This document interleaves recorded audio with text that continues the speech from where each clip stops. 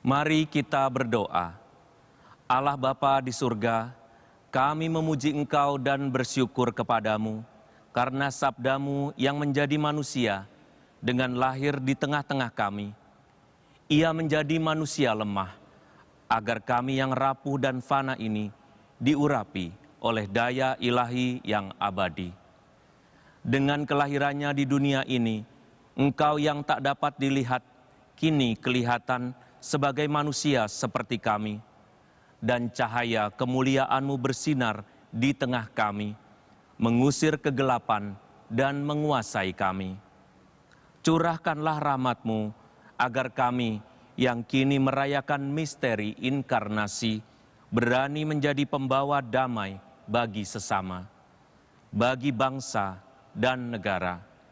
Dengan demikian, kami pun menjadi sarana inkarnasi-Mu di tengah-tengah mereka, sehingga mereka merasakan Engkaulah Allah yang menyertai dengan pengantaraan Kristus Tuhan kami, kini dan sepanjang masa.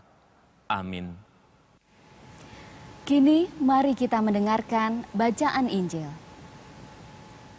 Pembacaan dari Injil Matius, bab 1 ayat 21 sampai 23.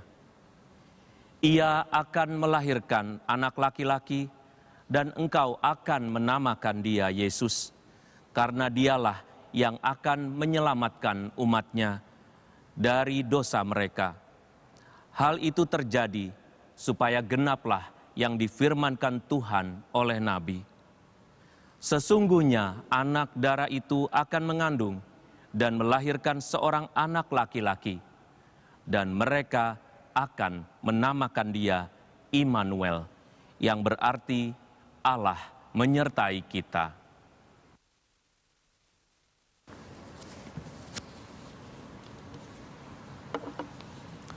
Saudari-saudaraku yang terkasih dalam Kristus, umat Kristiani yang berbahagia dimanapun Anda berada.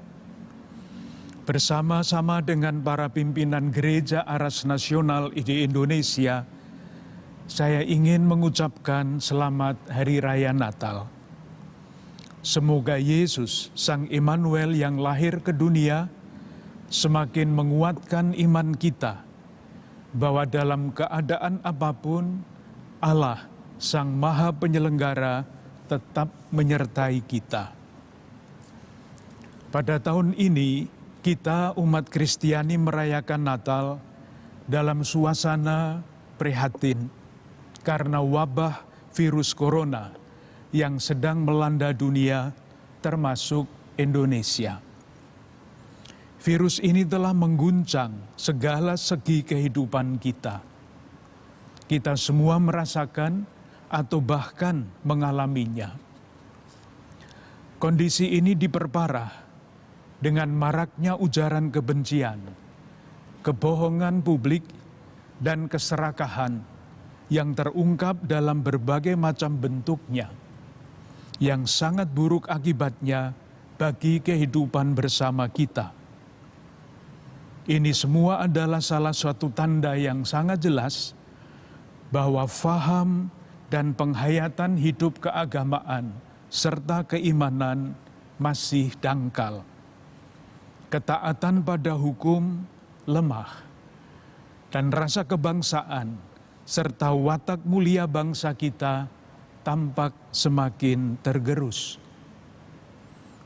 Dengan mudah kita dapat menjadi kecil hati akibat beratnya kehidupan yang harus kita jalani. Dalam keadaan seperti ini, khususnya pada Hari Raya Natal ini, kita diajak untuk terus berusaha mencari inspirasi dan kekuatan iman. Dalam rangka itulah, Konferensi Wali Gereja Indonesia bersama Persekutuan Gereja-Gereja di Indonesia menawarkan tema Natal dengan judul, saya kutip, dan mereka akan menamakan dia Immanuel, yang berarti Allah menyertai kita.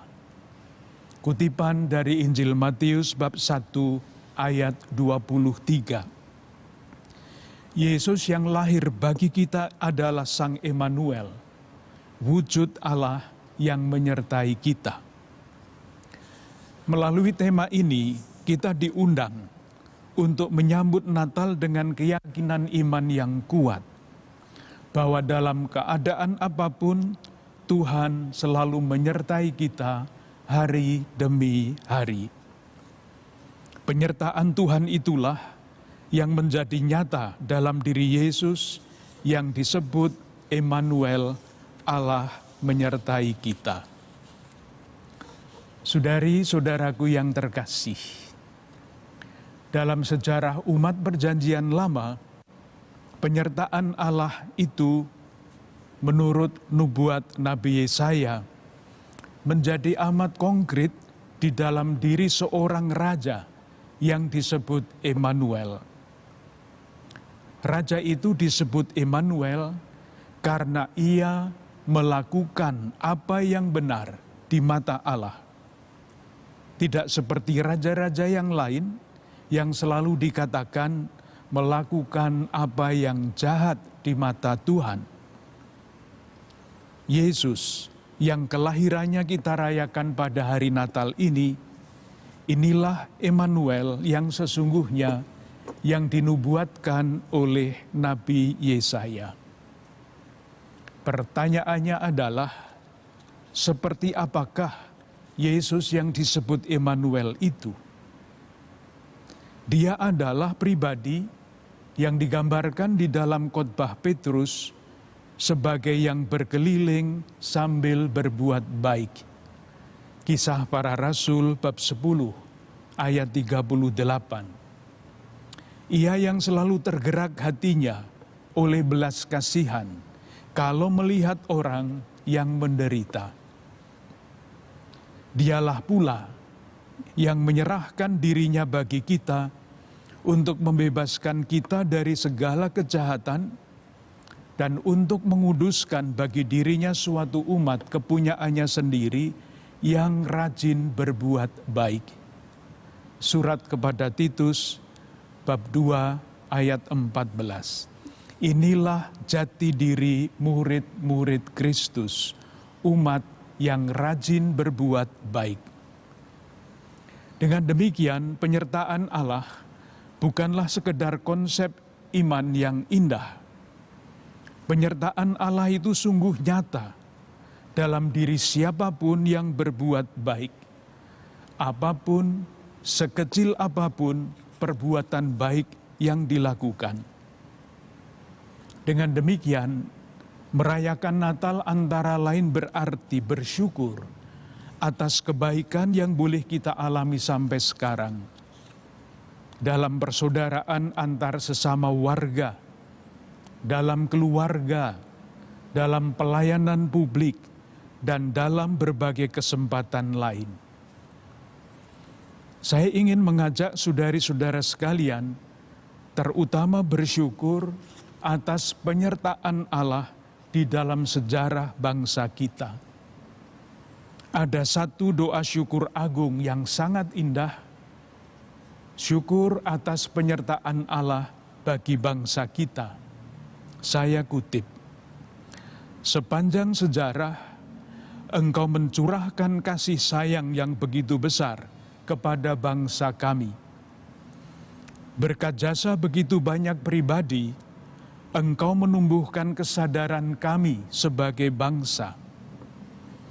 Kami bersyukur kepadamu atas bahasa yang mempersatukan dan atas Pancasila, dasar kemerdekaan kami." Sepanjang sejarah bangsa kita, selalu saja ada tantangan dan rintangan, tetapi semua dapat dilewati. Sejarah ini menjadi dasar yang sangat kuat bagi kita semua dalam keadaan apapun untuk terus melangkah maju dengan penuh harapan dan optimisme. Dari lain pihak, saudari-saudaraku yang terkasih, umat Kristiani yang merayakan Natal diharapkan didorong oleh semangat Natal untuk semakin rajin berbuat baik, Karena itulah jati diri murid-murid Kristus. Membangun kehidupan bersama sebagai warga bangsa, bekerja sama dengan pemerintah dan semua yang berkehendak baik, bertolong-tolongan untuk meringankan beban-beban kehidupan, semakin rela berbagi, menjauhkan diri dari godaan untuk mengumbar ujaran kebencian, kebohongan, dan keserakahan dalam berbagai macam bentuknya. Mengakhiri renungan ini, saya ingin menceritakan kisah yang tergambar di dalam salah satu relief di Candi Mendut, Jawa Tengah.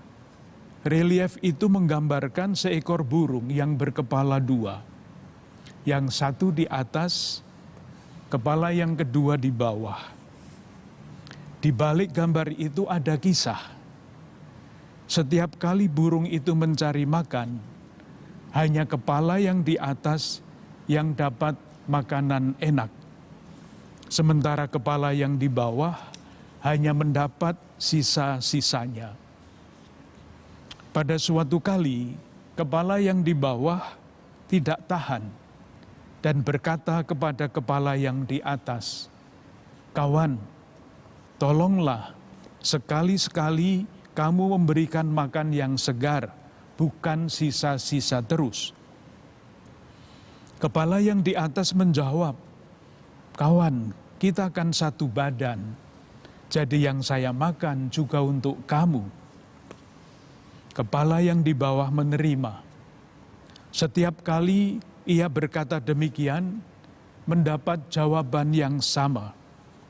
Pada suatu titik, dia marah, makan racun, dan matilah burung berkepala dua itu. Kita masing-masing dapat menarik pesan, suatu pesan yang dahsyat, yang pantas menjadi renungan kita, bukan hanya pada saat ini, tetapi selalu. Bukan hanya untuk direnungkan, tetapi untuk dilaksanakan dengan cara-cara yang semakin kreatif. Akhirnya, semoga kita masing-masing, keluarga dan komunitas kita dapat menjadi Emmanuel kecil di masa penuh tantangan ini, lewat perbuatan-perbuatan baik kita, apapun itu, sekecil apapun itu. Kepada saudari-saudaraku umat Kristiani, saya ucapkan selamat Hari Raya Natal, dan kepada saudari-saudaraku sebangsa dan setanah air, selamat Tahun Baru 2021.